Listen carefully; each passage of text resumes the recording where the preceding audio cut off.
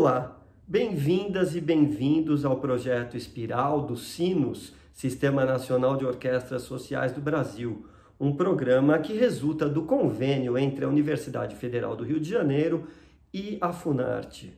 Eu sou Fábio Cury, fagotista, professor da Universidade de São Paulo. Hoje trataremos dos fundamentos da emissão sonora no fagote, dos processos de geração da vibração.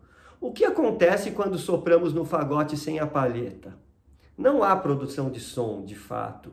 Produz-se um efeito mais percussivo que sonoro que chamamos de flap, o qual pode ser produzido com a palheta ou sem ela. Esse é o flap com palheta.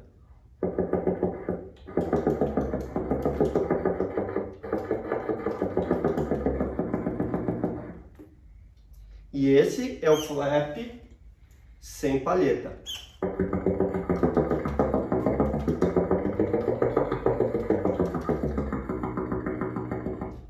O som do fagote é produzido pela vibração da palheta e esta emite um som independente, ou seja, mesmo quando não acoplada a um instrumento. Desta maneira, dependem do bom funcionamento da palheta, não só a emissão do som no fagote, mas também o timbre, a afinação, a obtenção de diversas dinâmicas e coloridos e a desenvoltura em todos os registros do instrumento. No entanto, essas características a que me refiro não estão ligadas exclusivamente à palheta. A vibração da palheta vai ressoar no tudel e no instrumento, os quais, por sua vez, amplificam e transformam o som produzido por ela. Por outro lado, a palheta fica uns 2 centímetros dentro da boca do instrumentista, e isto faz com que a posição da língua e da laringe influenciem na própria vibração deste acessório.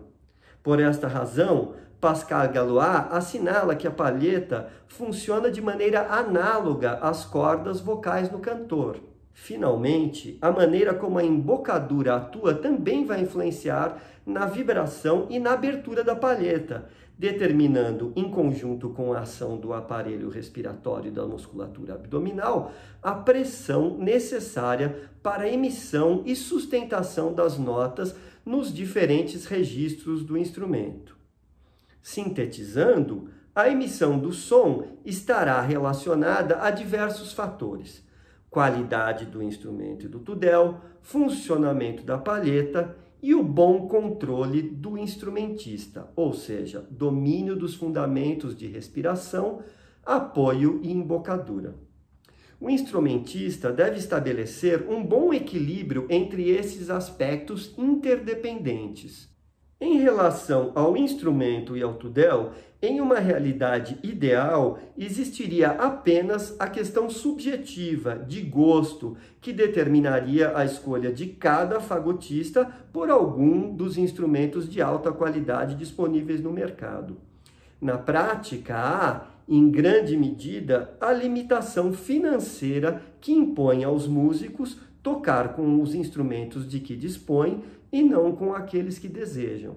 Neste ponto, portanto, todos têm que lidar da melhor maneira possível com as condições que se apresentam. No que tange às palhetas, há também gastos envolvidos com o material, infelizmente, canas, máquinas e ferramentas. A qualidade do material também influencia diretamente a qualidade das palhetas. Contudo, na confecção desses essenciais acessórios, há uma grande influência da habilidade e do conhecimento do fagotista. Essa influência se dá desde a capacidade do instrumentista de escolher boas canas, sua desenvoltura e precisão na montagem, até os ajustes finais da raspagem.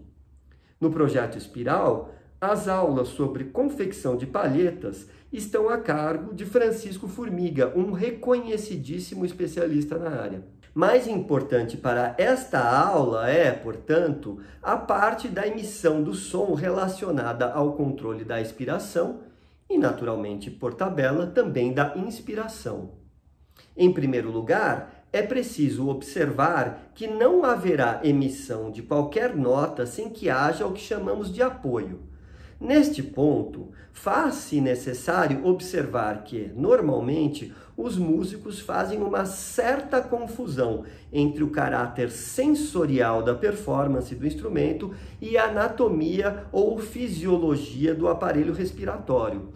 Muito se fala, por exemplo, em apoio diafragmático ou vibrato de diafragma, muito embora o diafragma seja um músculo que atua com sua contração no processo de inspiração. No processo de expiração, o diafragma relaxa naturalmente, sem ser controlado por nenhuma ação voluntária. Para produzir o apoio, como conhecemos, recorremos à ação dos músculos abdominais e intercostais internos. Apesar das confusões, o mais importante para o músico é mesmo a percepção sensorial do controle do ar, mesmo que o seu senso anatômico esteja equivocado. Como sentir e identificar o apoio? O fagotista Ole Christian Dahl sugere que o instrumentista pronuncie a consoante S antes dos exercícios para sentir o apoio. Falando a consoante S, podemos sentir o apoio. Ou com a mão também na frente. Ou fazendo um exercício de vibrato.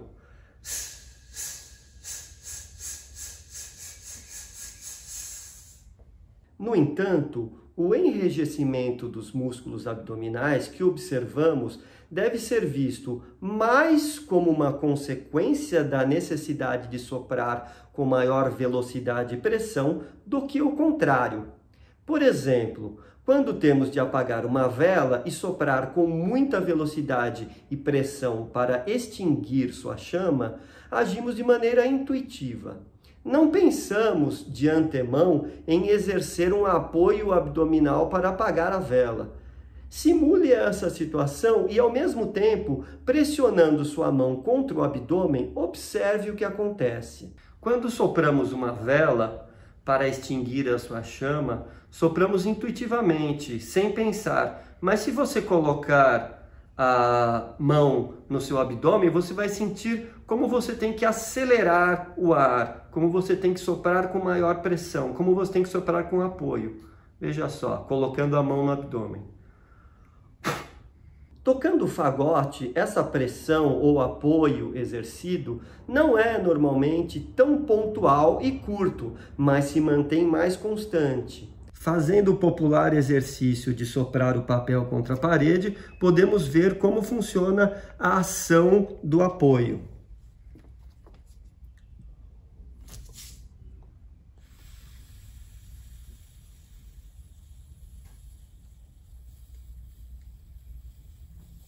Ao fazer esse exercício, uma pessoa leiga não vai pensar em apoio, mas sim em soprar com mais pressão e constância nesse caso. Uso esses exemplos para dizer que não é preciso aprender a tocar com o apoio, o corpo já sabe como usá-lo quando necessário. Quando tocamos e tomamos consciência desse processo intuitivo, podemos controlá-lo de maneira mais eficiente. Quando sopramos o papel contra a parede ou a chama de uma vela, a boca também intuitivamente fica em formato de funil. Ao concentrar o foco do ar, aumentamos a pressão, da mesma forma como quando comprimimos o bico de uma mangueira de água. Aqui está, portanto, a função da embocadura.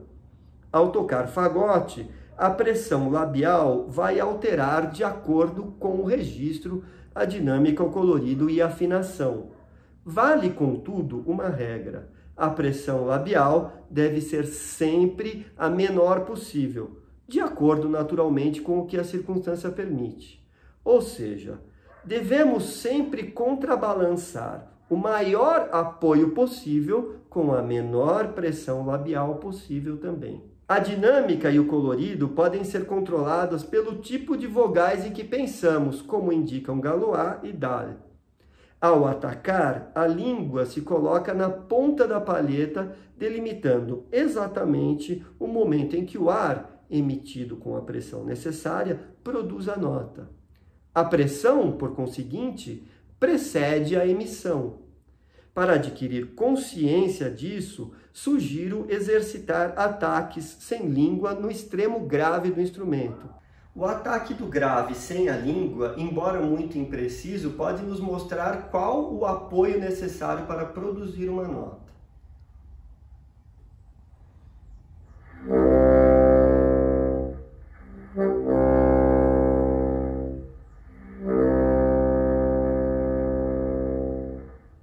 Pensando nesse apoio, agora com língua, é mais fácil fazer um ataque preciso com a língua.